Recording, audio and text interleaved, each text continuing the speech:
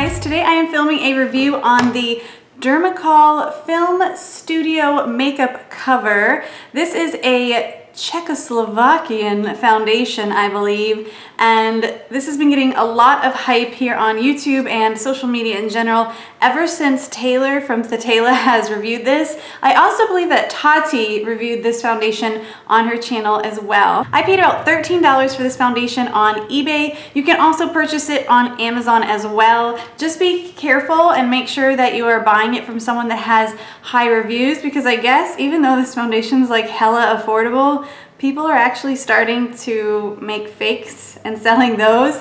I know that I got a real one because this person had like 100% satisfaction. They were from Czech, so I had to wait a long time to get this foundation. But as it's become more popular, the foundation is actually easier to get in the United States now, because I guess Americans have been like buying it in bulk and selling it and making a little bit of a profit on it. So a lot of them now have 2-day shipping, whereas mine I had to wait a month for. How much do you get in this? You get 30 ml, so a full fluid ounce, and I guess the brand is called Dermacol. It comes in this gold aluminum-ish feeling tube. I'm not explaining that very well, but you only need the smallest amount.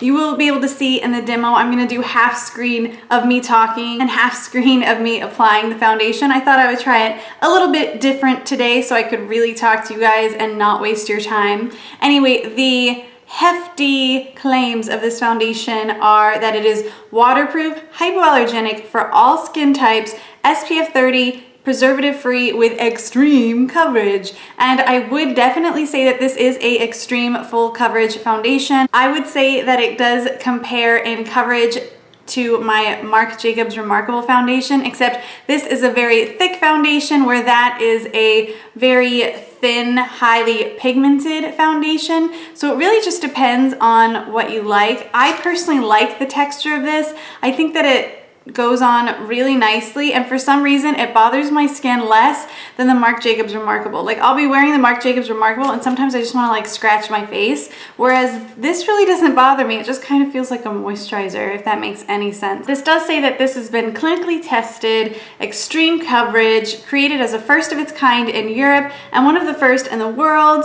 The license of this foundation was sold to Hollywood, and it contains 50% pigments, which makes it a perfect weapon against imperfections.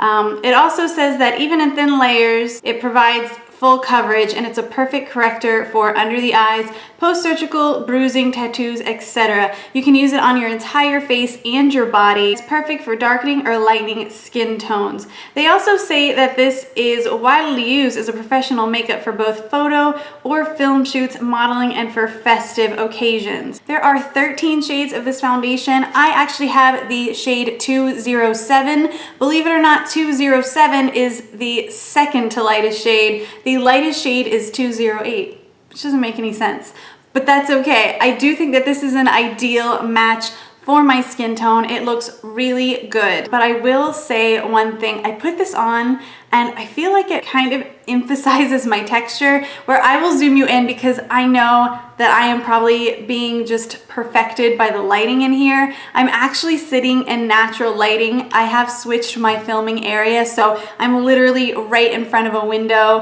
and it is a little overcast today, so it is kind of ideal lighting, but it's making me look nicer than I think I look. Like, don't get me wrong, I like my makeup today and I think the foundation looks nice, but if you get really close, I do feel like it emphasizes texture. I find that this foundation isn't best for my oily ass skin. So it is not long wearing. It looks great when I put it on, but within 15 minutes, I do have some major creasing in my laugh lines. I baked them like a cake today. I'll do a check-in at the end of the day so you can kind of see how it holds up, but I do find that I have creasing, and I do find that I do get oily, which is unfortunate, but I'll just bring a powder with me today if I really need a touch up. This isn't my favorite foundation. It goes on so easily. It blends out beautifully. It'll cover anything, but just the way that it looks on my skin and the fact that I get oily throughout the day isn't my favorite. But I did use my new primer and finishing spray combination, the Blot Out Offensive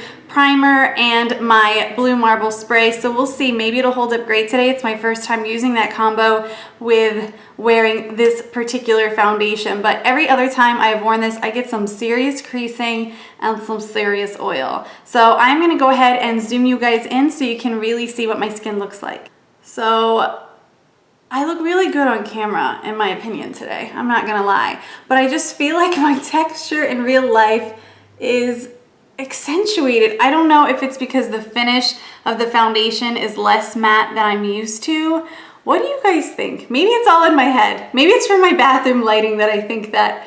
I don't know. I think it looks gorgeous today, but I did get creasing and I had to like re-bake these smile lines. I don't know if you can tell, it looks like it kind of creased there already. If you have a lot of fine lines and wrinkles, I really do think that this is gonna get stuck in there because I baked my smile lines for like 15 minutes. We'll just have to see how this goes the rest of the day. Other than that, I think it looks beautiful. When I have worn it under my eyes, it does get a bit cakey, so I don't really suggest it for covering under eye circles, but it will cover blemishes like a boss. If you have drier skin, I think that you will really, really like this foundation, maybe even combination skin. I mean, it is only like a $13 foundation, so if you try it and you don't like it, you can always pass it along to somebody that does, and it's really not that big of a hit to your wallet. It just depends on if you're willing to spend $13.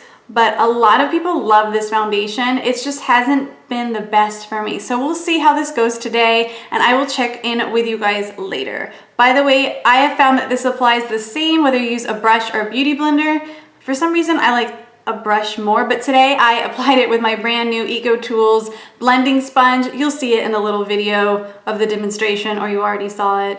Either way, I will see you guys later with a check-in. Hey guys, I'm really sorry about the lighting change, but it is now evening, so I have the yellow lights on and my professional lights on me. But overall, the foundation did hold up really well today, except I just don't like how I feel like it enhances the texture on my skin.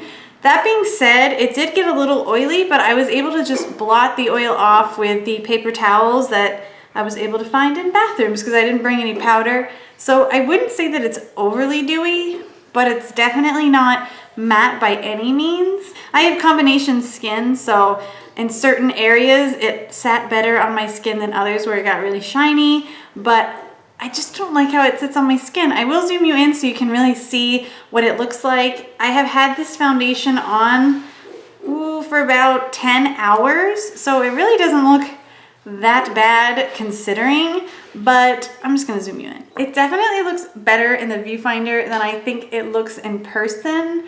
I don't know how to describe it. I just don't like the way it looks on my skin. I feel like it looks heavy and it doesn't look flawless anymore. Like, I feel like if anything, it accentuates any texture that I have, especially in my face around my chin area. It just does not look good. Overall, I would say that the Dermacol is definitely not one of my favorite foundations. If you have drier skin, you might like it. If you like a heavier coverage foundation, you might like it as well. But personally, I don't like the way that it sits on my skin. I did have a subscriber tell me that she mixed her Dermacol foundation with the Estee Lauder Double Wear, and that made it bulletproof and just made it perform better overall. So I may try that. But until then, I don't really like this foundation. I don't really reach for it on a regular basis. If it's something that you're interested in, like I said, it's very affordable, so there really is no harm in giving it a try, especially now that a lot of people have it to ship in the United States, and you're not gonna have to wait for it to get here from Czechoslovakia. Bonus. Please give this video a thumbs up if you enjoyed, subscribe to my channel for more videos each week, and check me out on Facebook and Instagram. I love you all so much. Mwah. Bye guys.